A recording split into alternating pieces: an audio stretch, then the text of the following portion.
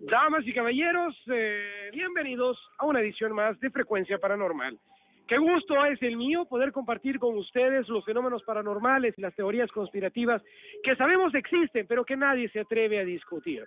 Como siempre, todos los jueves tenemos el privilegio de contar en cabina con un investigador fantástico, una memoria envidiable, un amigo de la casa, a quien siempre le agradecemos todas las veces el querer dedicar su tiempo, su energía y su visión del universo con todos nosotros. Amigo Max Brannon, bienvenido a Frecuencia Paranormal nuevamente. Buenas noches, Luis. Buenas noches a todos los paranormales y gracias a la YXY que me permite ventilar temas que nadie más, sino este programa, se atreve a tratar. Bueno, tal vez el de Francis Fancy con otra óptica, ¿verdad? Y buenas noches también a todos los salvadoreños y demás latinos que escuchan este programa en el exterior. Bueno, lo prometido es deuda, aunque nos atrasemos, siempre tratamos de cumplir, a excepción con el tema de los nahuales con Andrea la Psíquica, que tenemos como un año de estarlo posponiendo.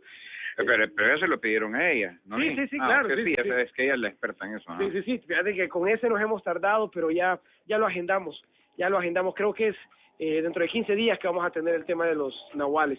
Bueno, habíamos dicho con Max Brannon y Mauricio Quiero Saber, quien se disculpa por no estar en el programa el día de hoy, que continuaríamos la sesión de preguntas abiertas con Max Brannon, y hace poco más de 15 días pues quedamos a medias con unas preguntas muy, pero muy interesantes de uno de nuestros paranormales, René Edgardo Aquino. Así es que vamos a iniciar retomando esas preguntas y recuerden que todos los que están escuchando pueden también hacer sus consultas a través de la línea telefónica, a través del WhatsApp, a través de mi fanpage. También, igual que lo hicimos con Andrea la Psíquica el día de ayer, podemos aprovechar para que nos recomienden o nos sugieran qué temáticas les gustaría tratar con Max Brannon. Ayer recibimos unas propuestas muy interesantes con Andrea la Psíquica. De hecho, lo que te comentaba, fíjate, muchas personas nuevas quieren que retomemos temas que en el pasado ya tratamos y es válido. Si son temas que están bien lejos en el pasado, sí, porque como se van descubriendo nuevas cosas. Así es que la invitación es para que cuando hagan las preguntas abiertas a Max Brannon, dentro de lo que a él le corresponde contestar, pues pueden hacer sugerencias de temas que les gustaría que desarrolláramos con Max y con Mauricio. Así es que vamos a dar inicio recordándoles las vías de contacto para que vayan preparando sus preguntas. 2283-2506 y 07, 2283-2506 y 07. A través de mi fanpage, Super Dordeli, se escribe unido doble L-Y al final, unido doble L-Y al final. Vamos a ver, estos son del 1 de julio, 2 de julio, donde estábamos. Este no sé si lo habíamos hecho el comentario antes de empezar con la de René Edgardo Aquino. Creo que nos quedamos, creo que en una media intervención dijimos.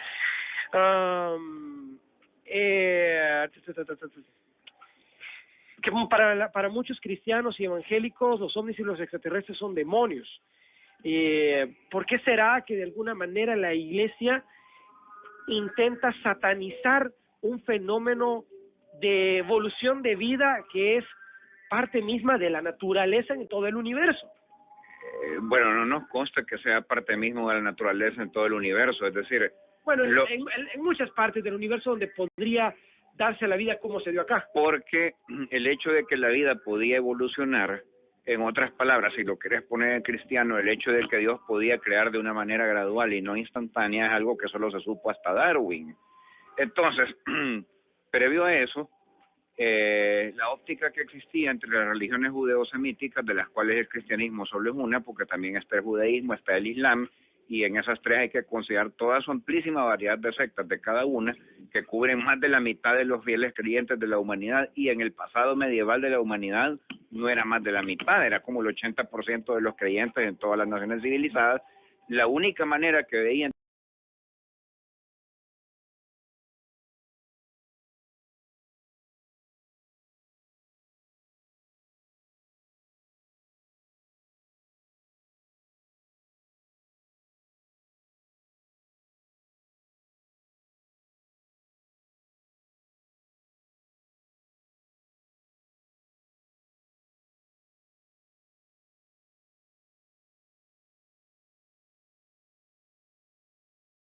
aparecer la vida era en forma instantánea, como un mago saca una paloma de un sombrero, y eso lo podían creer por una sencilla razón, porque la ubicación geográfica bíblica y coránica del paraíso terrenal, aunque hay variaciones según los teoristas, según los eruditos bíblicos y coránicos, pero tienden a colocarlo en aquella zona de territorio donde confluyen las tierras de Asia, África y Europa. Como se desconocía Oceanía y se desconocía África y se desconocía América, perdón, el hecho de que allí confluyeran tres continentes hacía del paraíso terrenal el corazón de la tierra, y el corazón de la tierra era el justo espejo reflejante directo de la mente de Dios.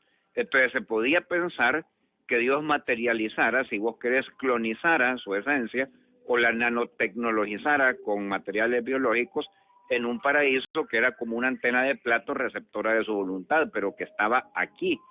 Si hablamos de otros astros, y ya sabían bastante de la luna, porque en el Renacimiento, en el Medioevo y aún, asombrate, en el mundo egipcio, babilónico, griego y romano hubo muy buenos telescopios, claro, no como el del Monte Palomar, pero sí como los que te ofrecen ahora en Sears o en cualquier almacén actual.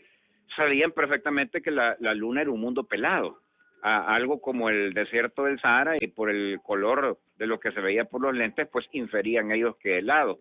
Entonces creían que porque la luna era así, todo otro astro también era así.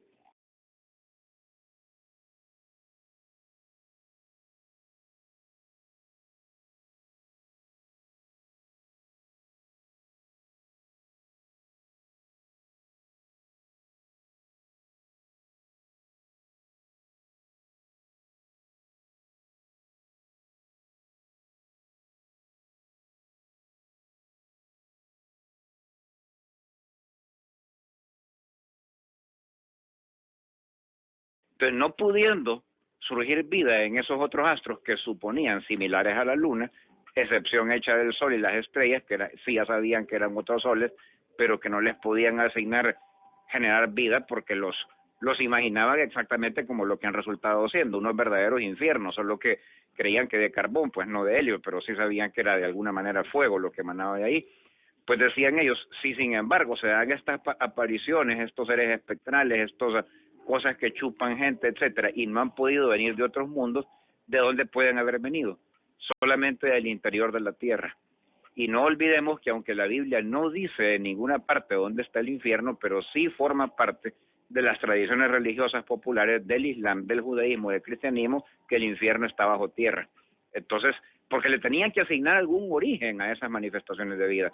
Ahora, yo quiero decir que inopinadamente pueden haber acertado, por una sencilla razón. Hay una teoría poco discutida, Sisto Paz Wells no la toca mucho porque es una teoría bastante pro-nazi, y quienes la manejaron mucho fueron los nazis y la documentaron, pero sí lo hace, por ejemplo, el sabio argentino Jaco Albala, que fue conocido como el Mahatma por los argentinos, ¿verdad? Solo ellos sí piensan que en Argentina nada más está lo pencón y lo último y lo que le puede ganar al Barça, etcétera.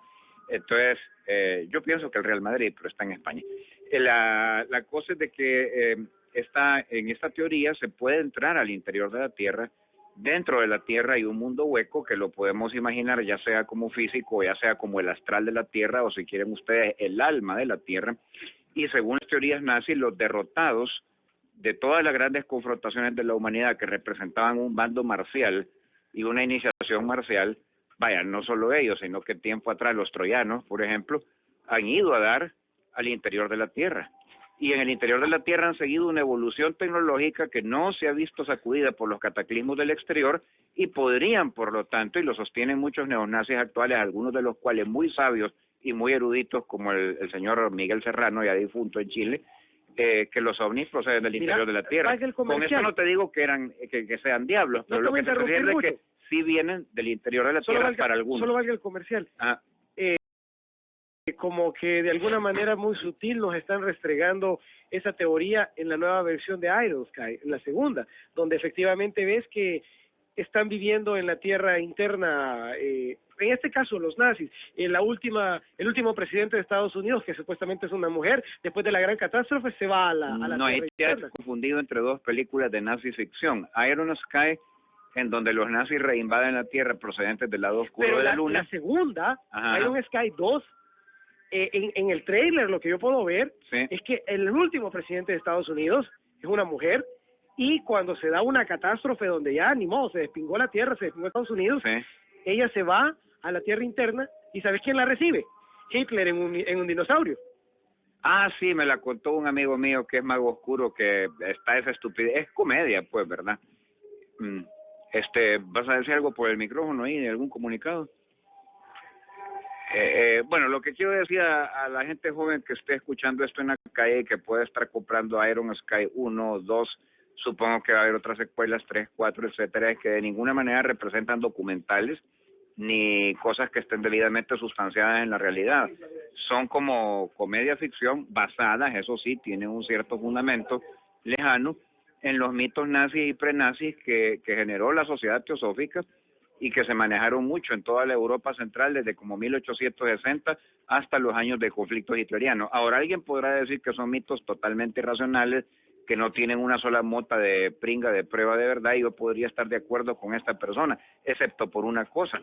Fíjate que los nazis los tomaron con tanta seriedad que debido a estos mitos, ellos llevaron a cabo toda la primera exploración científica de la Antártida y el ritmo de deshielo que tiene actualmente, la corroboración de que no es una sola masa continental, sino 3 grandes islas que están bajo el hielo, justo como en los mapas de Piri Reis, el rehallazgo de los mapas de Piri Reis que estaban perdidos en el Palacio Topkapi de Turquía, y una serie de hallazgos científicos, más que todo antropológicos y geológicos, como el hombre de hierro en el Tíbet, que es una escultura que ha sido grabada en un meteorito de hace 35.000 años. No quiere decir que venía así del espacio exterior, pero hombres primitivos cómo podían grabar el hierro, y está bien grabado, no es un muñeco feo. Todo esto se debe a que los nazis tomaron en serio estas teorías. Entonces yo quiero lanzar mi propia teoría. Pueden haber teorías que no sean ciertas, pero que son como productos del cerebro humano o del inconsciente colectivo de la humanidad, que sirven como motores de búsqueda en una computadora para que la humanidad se interese en la investigación científica.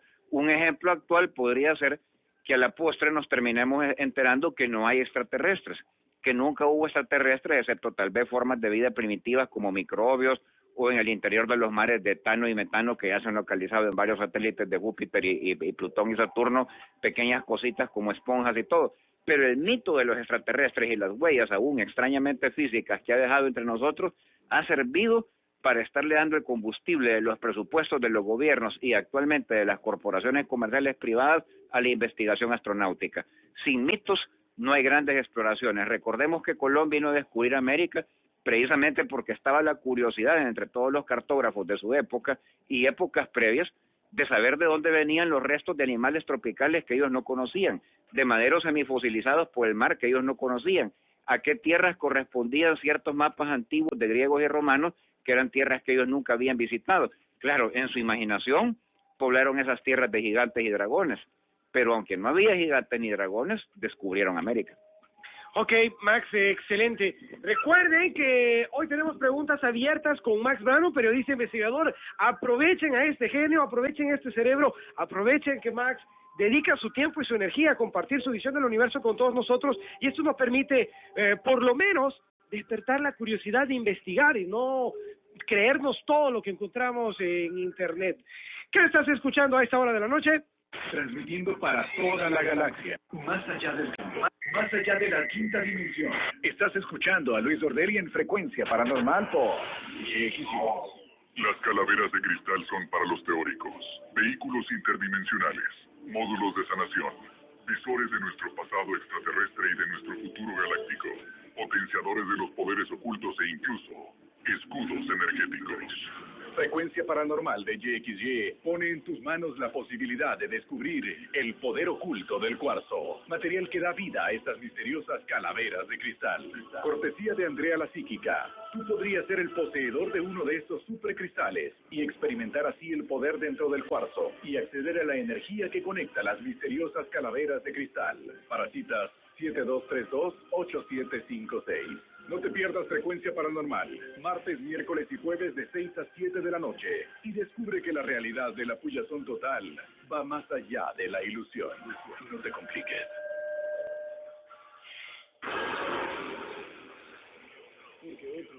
No se atreven. Estás escuchando a Luis Ordelli en Frecuencia Paranormal por YXY. Ok, bueno, tenemos preguntas abiertas con Max Brannon, periodista investigador en cabina. Como todos los jueves nos acompaña para compartir su visión del universo con todos nosotros. Max, te voy a dejar una pregunta al aire antes de pasar propiamente a las preguntas de René Edgardo Aquino, muy interesantes que tenemos a continuación.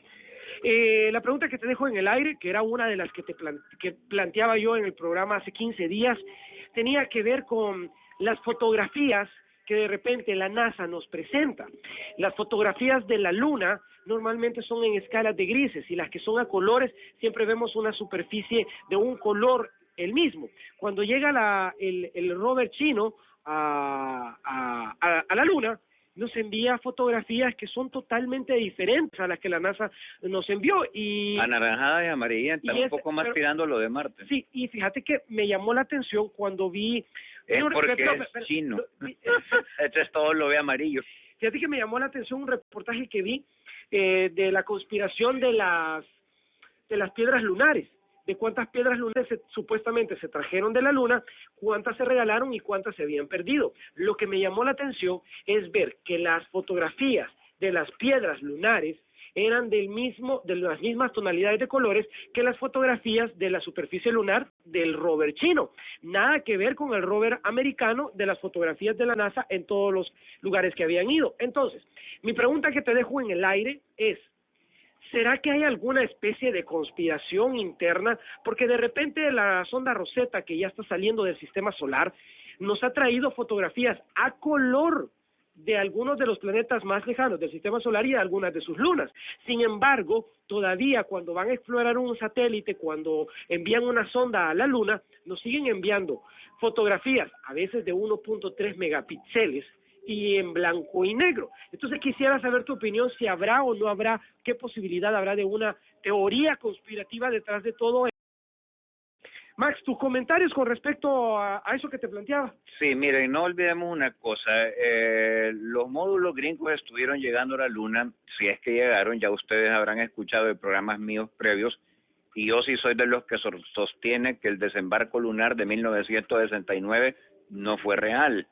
Simplemente se urdió en alguna parte de Nebraska, Kansas, Arkansas, vaya uno a saber, para ganarle la carrera tecnológica a los soviéticos, porque si los soviéticos bajaban primero, eso hubiera sido un tiro magnífico para el comunismo mundial y un montón de países que en ese tiempo eran no alineados, pero eran la mayor parte de los países de la Tierra, habrían adquirido tecnología únicamente soviética de los países del bloque oriental, y Estados Unidos probablemente habría perdido la Guerra Fría. Entonces no se podían tirar ese riesgo.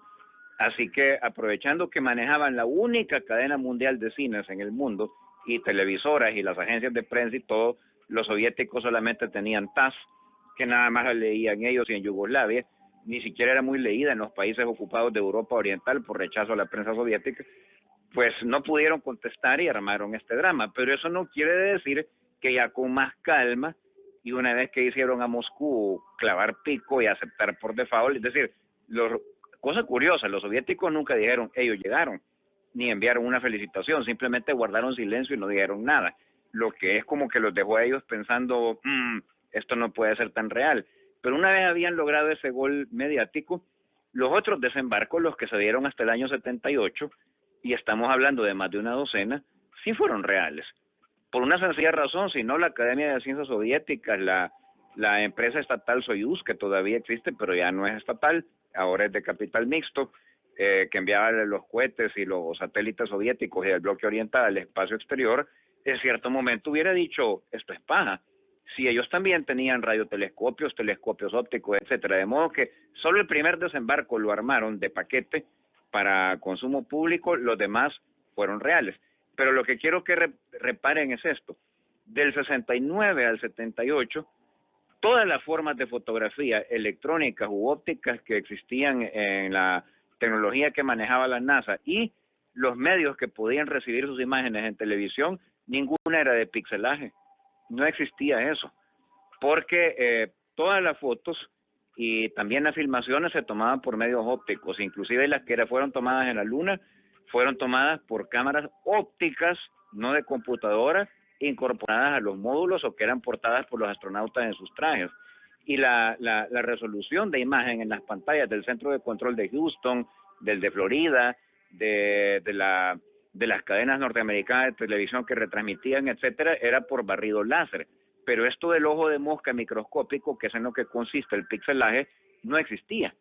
Por lo tanto, la resolución de colores que pueden tener los chinos ahora no la tienen las imágenes gringas. Si ustedes se fijan, son casi blanco y negro. Mira, ¿y qué hay de las últimas? Pero es porque el estado de la tecnología de aquel tiempo. Y actualmente, porque fíjate que voy a hacer la investigación para poderte hacer la pregunta más No, concreta. te lo digo No, porque sí, yo soy testigo de esa época. Pero quizás yo estaré confundido. Voy a revisar en mis archivos. Vi un reportaje de una de las naves que se ha enviado a uno de los últimos asteroides. Sí. Y ahí alguien detallaba, porque había logrado conseguir las órdenes de compra de los equipos que se iban a montar en el satélite. Sí. Entonces, una de las cámaras que enviaban en ese satélite pareciera que era como de esos teléfonos antiguos VGA, que el pixelaje era apenas de 1.3. Entonces uno se pregunta, ¿cómo supuestamente gastarse millones de dólares en crear un satélite, en enviarlo, y le pones una cámara tan sencilla que te va a enviar unas fotos ridículas hoy en tiempos modernos? Entonces, voy a buscar bien el reportaje para poderte dar la... A ver, ahí te puedo hacer dos teorías. Si es solamente en un equipito como esa cámara que lo notaste, puede tratarse simplemente de un caso de corrupción o de alguien que no cuidó bien los inventarios, estropeó lo de ojo de mosca que iban a mandar, que era altamente finísimo, alguien lo aplastó, lo que sea, y dijeron, no se van a fijar más que Luis Dordelli allá en El Salvador, que no tiene acceso a mi jefe ya. Pero, por otro lado, si tú al revisar esa lista de compra para los equipos de ese satélite vieras que todas las cámaras están así, podríamos estar ante un lanzamiento secreto. Me voy a explicar. Hay muchos lanzamientos a estos meteoritos que circundan la Tierra que no son reales. Nunca los hacen, al menos nunca los hacen con ese fin. Y es más, hay meteoritos que se inventan.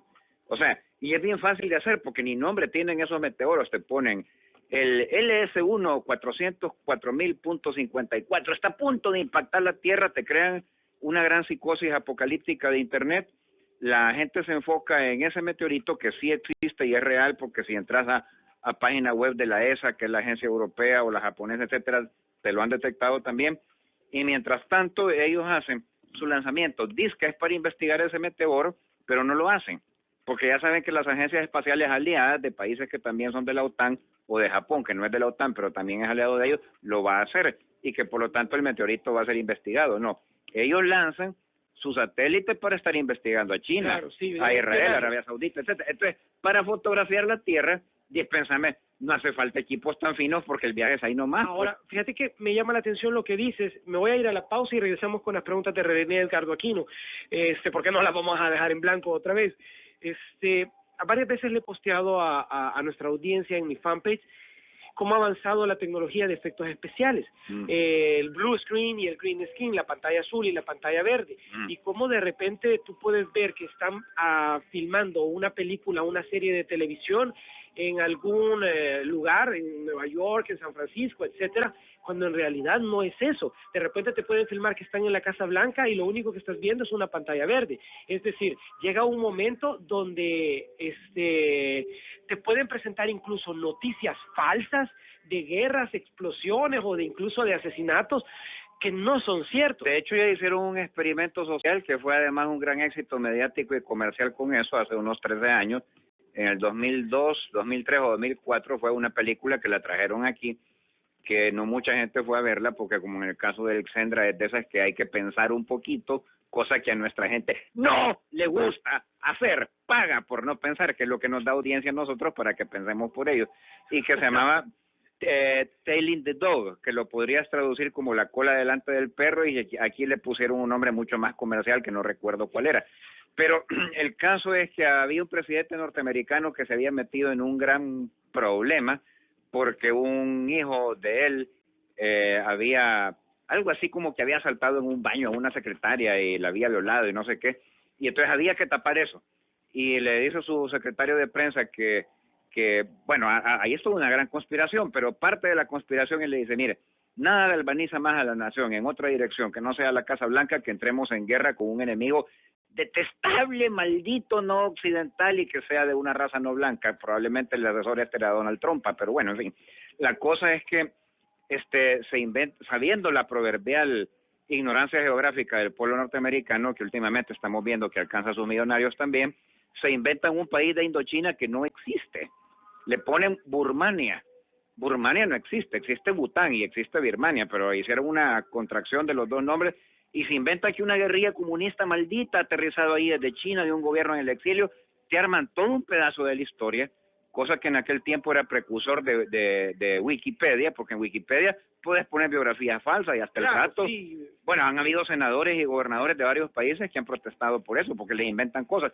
Y Me voy a hacer presidente. Sí. y empiezan a proyectar por todos los noticieros gringos, cines y televisión, escenas del aterrizaje de las tropas norteamericanas, los paracaidistas y todo, y salen todos los hippies desempleados e izquierdosos a la calle. No queremos morir por Burmania, y nadie está disparando un tiro en ningún lugar, sino que están tapando un asesinato. Okay. ¿Ah? Pero la cosa es que la película, aunque es solo, es para ganar dinero, no es un documental, pero está tan bien hecha que lo que te demuestra es que se puede hacer. Fíjate que uno de los temas que vamos a retomar, Max, es el de la luna y el alunizaje, para que la gente que se lo ha perdido sepa cuáles fueron reales, cuáles no, y eso tiene que ver con algunas preguntas que nos hace René Edgardo Aquino. Voy a leer las preguntas para contestarlas en el siguiente bloque. Mira, por cierto, respecto a esos avances de tecnología, píxel y televisión, de eso pasaron una película solo 2 días, aquí en los inmensos cines que están por las cascadas, pero unos que cubren una plaza completa.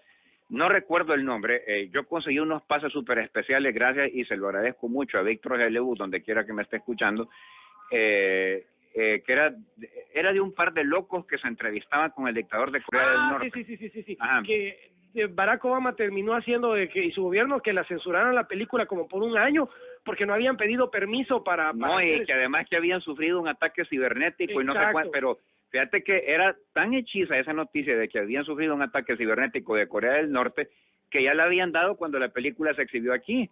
Y como es que si la película resultó saboteada, yo la pude ver no tan tranquilamente, ya te voy a decir lo que ocurre al final. No, en el otro pero lo interesante es esto, que cuando estos dos gordos llegan a Corea del Norte, hacen una entrevista con el dictador de Corea del Norte, donde él responde preguntas que jamás se le hicieron, tomando pedazos de sus entrevistas reales para el pueblo de Corea del Norte, o para periodistas europeos que sí llegaron. Entonces te arman un reportaje fake solo de pedazos de otros.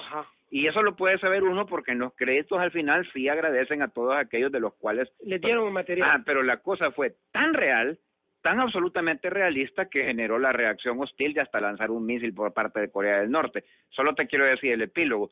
Nada más se exhibió 2 días. Yo fui al segundo día, y el segundo día llegó nuestra PNC, ¿verdad? Eso porque yo los vi, PNC, PPI y todo, rodearon el cine, le pidieron cortésmente, debo decir, a los que pasan el carrete que se los dieran, ¿verdad? Se fueron a hablar con ¿En serio? Toda vaina, y a mí cuando me vieron me preguntaron, ¿y usted qué está haciendo aquí? Pues divirtiéndome. No, pero, ¿cómo se llama? No voy a decir nada de esto. No, yo no le garantizo nada. Sí, mire, es una película de comedia, pero hubo esa reacción.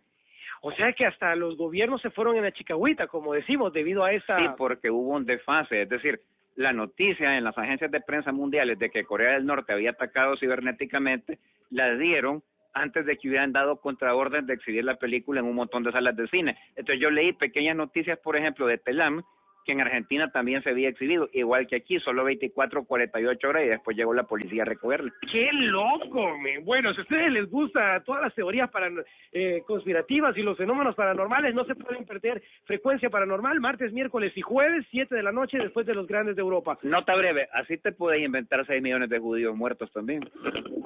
Mira, qué interesante reflexión la que haces, Max. Fíjate que me has dejado con la boca... Bueno, regresamos con las preguntas de René Edgardo Aquino. Ponle coco, Max, estas son las preguntas que dejó el 2 de julio, el día que no pudimos concluir el programa. Pregunta acerca de los diferentes de Mesías que han visitado el planeta en las diferentes culturas, como Jesús, Mahoma y otros más. Él pregunta que si fueron avatars que fueron enviados, pero la pregunta es muy curiosa. No para iluminar, sino para crear confusión en la humanidad. Pregunta número 2. ¿Fue la Alemania nazi quien puso el primer hombre en la luna? Pregunta número 3. ¿Qué tan cierto es que la luna fue traída para ser un observatorio a la Tierra, ya que sus características no encajan con un satélite normal, entre otros. Gracias. Por eso es que quiero que agendemos un día para hacer un especial de misterios de la Luna, pero misterios reales, como por ejemplo que la Luna no tenga una órbita elíptica como todos los planetas, sino que es circularmente perfecta. No, no me digas nada, te he cerrado el micrófono después de la pausa comercial. Bueno, el programa está buenísimo y aquí nos encendemos y fumamos de la buena. Frecuencia Paranormal es lo mejor que tú puedes fumar martes, miércoles y jueves. Bueno, damas y caballeros, no se preocupen si se quedan sus preguntas afuera, saben que siempre podemos hacer terceras y cuartas partes de preguntas abiertas y respuestas. La verdad es que teníamos varias pendientes desde hace más de 15 días y era nuestra obligación, por tenerle respeto al nivel intelectual de las preguntas, de mantenerlas ahí y poderlas resolver algún día. Así es que eso estamos haciendo. René Edgardo Aquino, espero que estés escuchando porque ahora vamos a darle respuesta a tus consultas. Como todos los jueves, Max Brannon, periodista investigador en cabina, compartiendo su tiempo, su energía del universo con todos nosotros.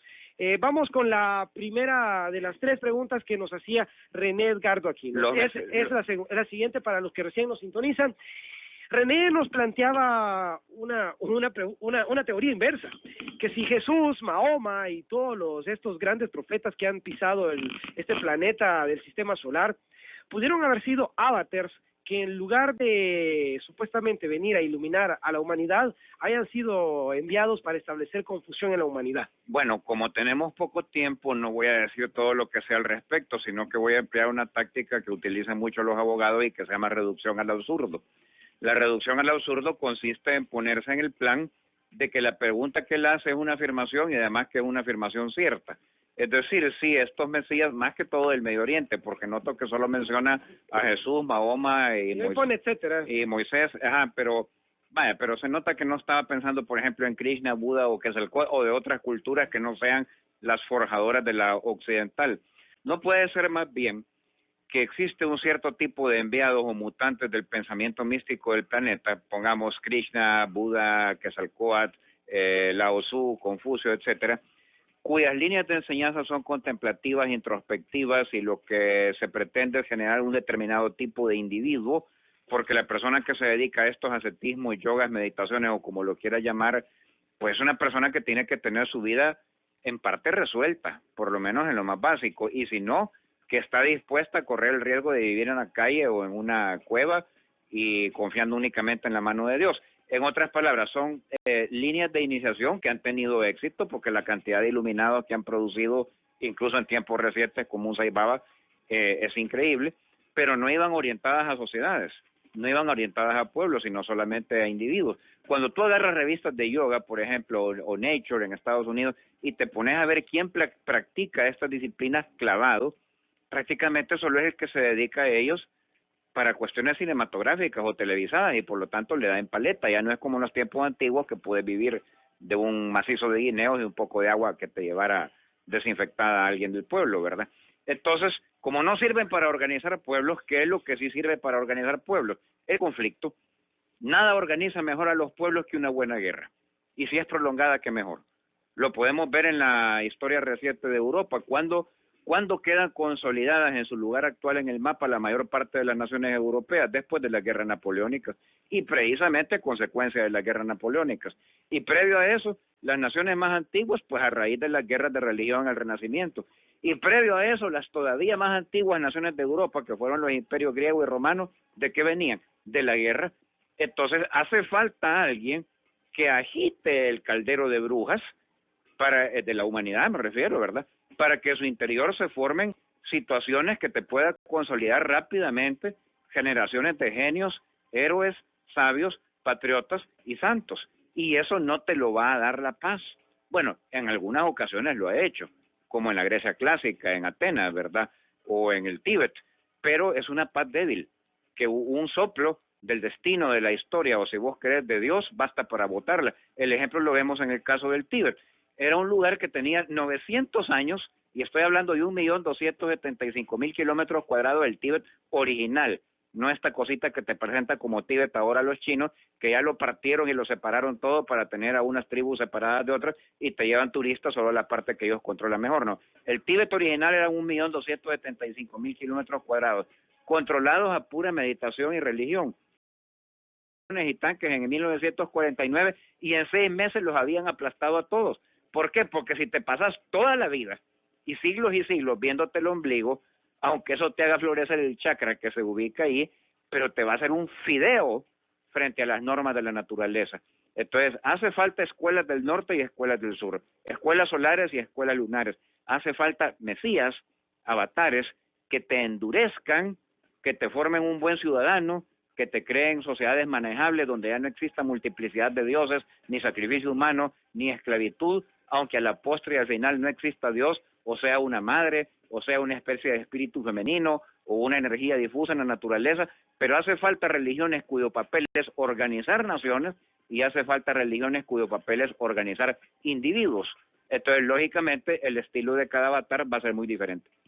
Ok, vamos con las siguientes 2 preguntas, que serán un preámbulo a un especial que vamos a tener con los misterios de la luna. Ok, así es que voy a dejarlas en el aire antes de darles un anuncio muy importante. Pregunta René. ¿Fue Alemania nazi quien puso el primer hombre en la luna en realidad? Luego también quiere saber que qué tan cierto es que la luna fue traída para ser una especie de observatorio a la Tierra, ya que sus características no encajan con un satélite normal de otros planetas. Hoy es jueves de Frecuencia Paranormal, así es que no te lo olvides. Como todos los jueves nos acompaña Max Brano para resolver los misterios del universo.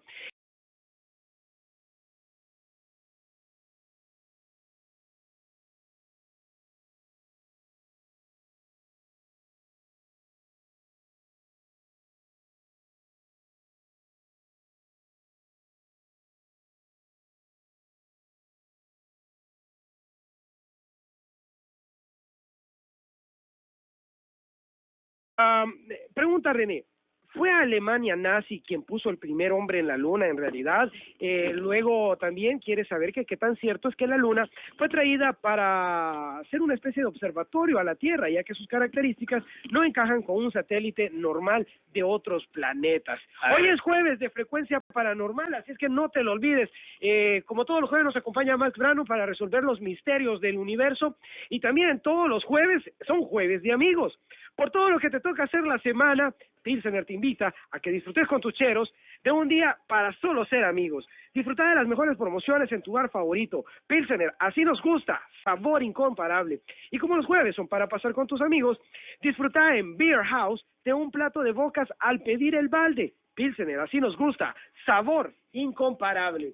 Bueno, Max, ¿qué opinas tú de la posibilidad de que Alemania haya puesto el primer hombre en la luna? No, de ninguna manera. Es decir, si Alemania hubiera tenido la capacidad telemétrica, telemetría es una palabra que en electrónica significa la capacidad de medir con precisión el tiempo y el espacio para los movimientos astronómicos de carácter artificial a miles de millas de distancia.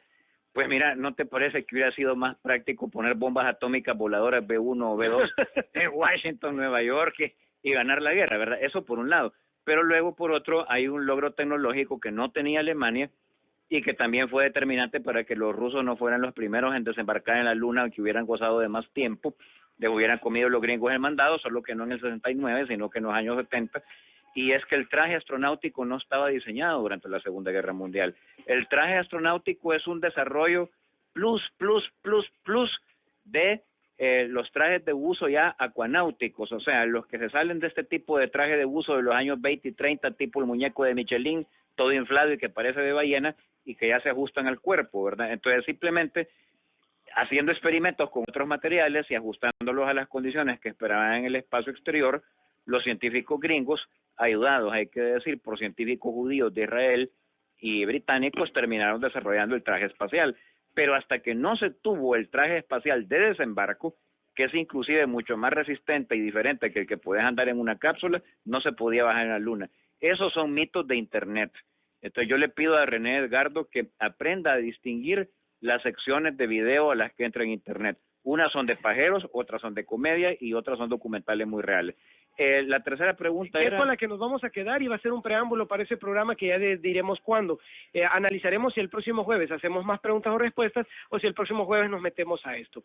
En la luna, sí. ¿Qué posibilidad habría, Max? Es decir, no decir de entrada no, sino que analizar la posibilidad de que efectivamente la luna sea atraída, porque no es un satélite normal que encaja como cualquiera de los otros.